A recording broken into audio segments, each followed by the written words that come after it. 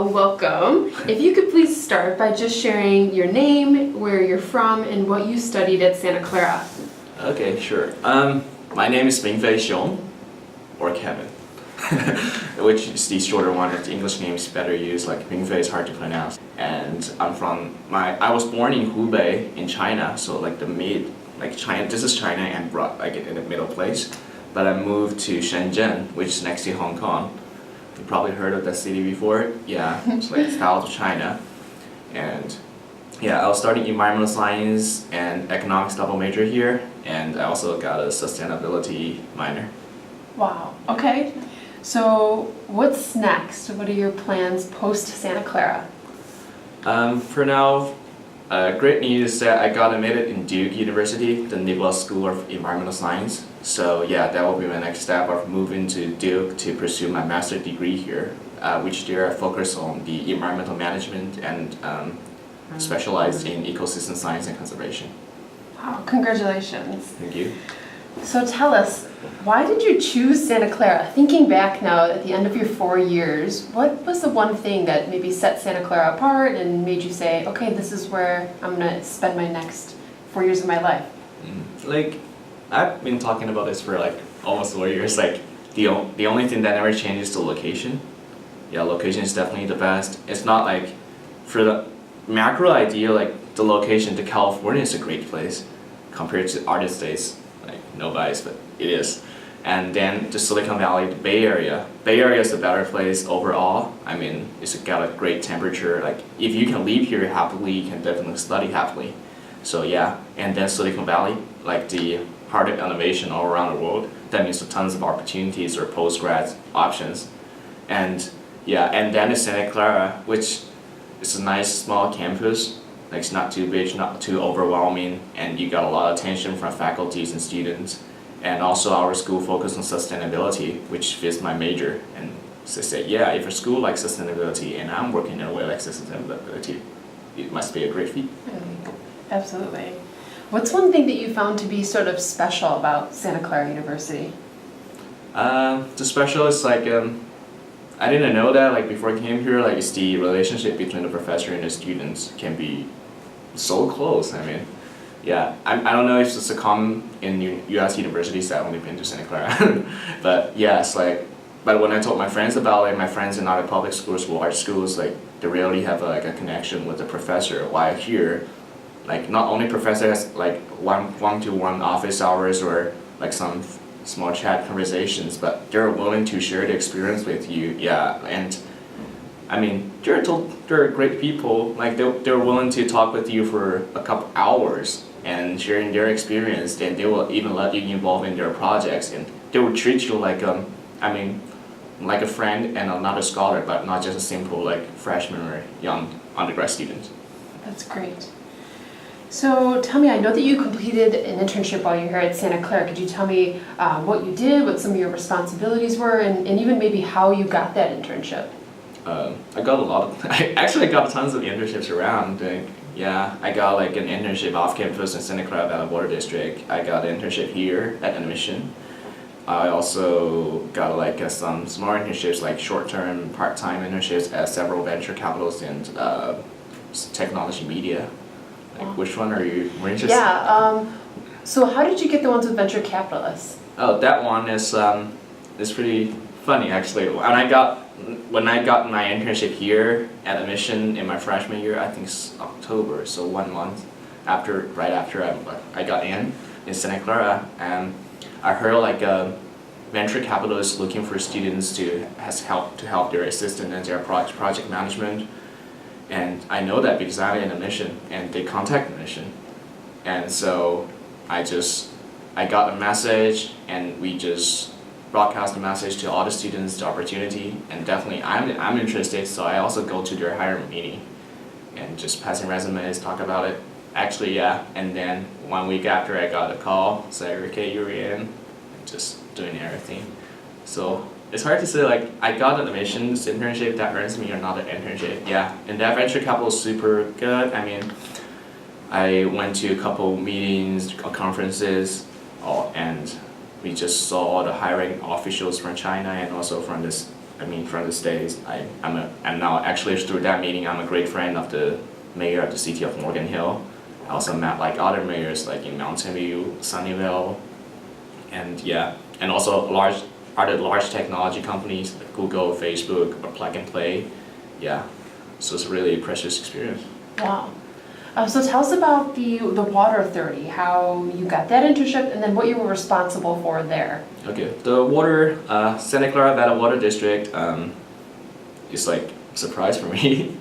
I got the email from my department because that's my major, environmental science, and I'm specialized in GIS, which is Geographic Information System. So if you don't know what that is, just thinking about like drawing maps, putting layers, saying okay, this part and have different attributes. Yeah, basically it's just like a map with contents in it. So that's my specialization, and I saw that email asking for a GIS and analyst, and also in project management of the new plan that proposed by the water district. So I applied, and definitely I got help from my department and all my professors, and even Becky from the mission. And yeah, and I just went to the interview. I know it's like the first government agency I've ever applied, public agency, and I found it super comfortable. People there are nice, they smile at you. It's not like, I mean, it's a different feeling than in government in China. So yeah, I got in, like what I said, I make maps, and the really good thing is like, even as an international student, you're involved in a local plan, because I'm in the planning and policy unit. So I got to know, okay, so, and we just had the flood in San Jose, so we're dealing with the Coyote Creek. So that's our focus, and I know like, oh, finally I know like, even I was not born here, I'm not a local, but I can see my changes. Like I say, like this is the priority area, and they bring into the board meeting, and they're approved. So I say, okay, this is gonna be changed, and I know I'm not the only one that changed it, but I know there's something from me. So yeah, I was super excited to see like my actions make some really changes in the community around me. That's so interesting. I love that. Tell me, how many hours would you spend a week sort of balancing between your internship there and then also your studies at Santa Clara? For hours count, usually like when school starts, I have to be a part-time due to like some immigration policies. It's usually between 15 and 20 hours. And we study here. I mean, it's good. Like my supervisor at Water District, he understands me that I'm a student. So he's really quite flexible in hours. That gives me a lot of flexibility around. And also for classes, it's hard to say. I don't want to misguide anyone who view this video, but I actually don't put that much time on class. It's like, because it's just, that depends on different people's like study habit. I'm the one, I stay in class and I listen to the lecture really close, and I review it actually when the teacher is lecturing about, professor is lecturing about it, so I do not have to have an extra time to review it. So that means like for all the finals or exams, I rarely like do a full review or use a lot of time on it, and that saves me a lot of time doing that other things. Yeah. Okay. I don't know if that's not a talent, it's just a different study style. It sometimes it fails me. Yeah. Yeah. Thank you. So could you tell us about like what other on-campus engagements you had while you're here? Any student organizations or clubs you may have been involved with? Like from the school offices, I know like the admission. Let's say outside of that. Outside of that, okay. I got like a Huaxia, that's the Chinese Student Association Club, that's independent from the CSA, the Chinese Student Association, and that club's like, how to say that? It's not like all the members there are Chinese speakers, like from China, not including any ABCs. Yeah, so I think that's the only club you can speak Chinese here.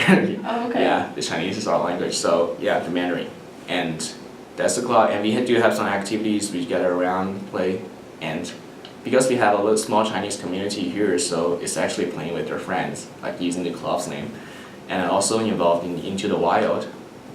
Yeah, that's like, I mean, Into the Wild, if you know, it's a club that makes you travel around, got to see a lot of great places, usually national parks or state parks. It's just into the nature. Yeah, like that's one part is like my major is really connected to the club. And that affects a lot of my friends.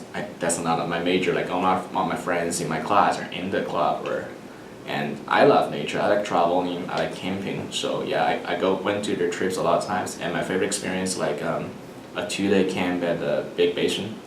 It's really great. See the redwoods. I can see all the stars. I can see deer roaming around.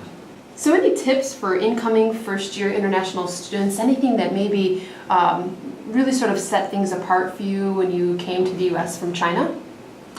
Sure, there are a lot of things, but one thing I learned here is, learn here in California, in Silicon Valley, in Santa Clara, is like the thought of like, do not be afraid to fail something.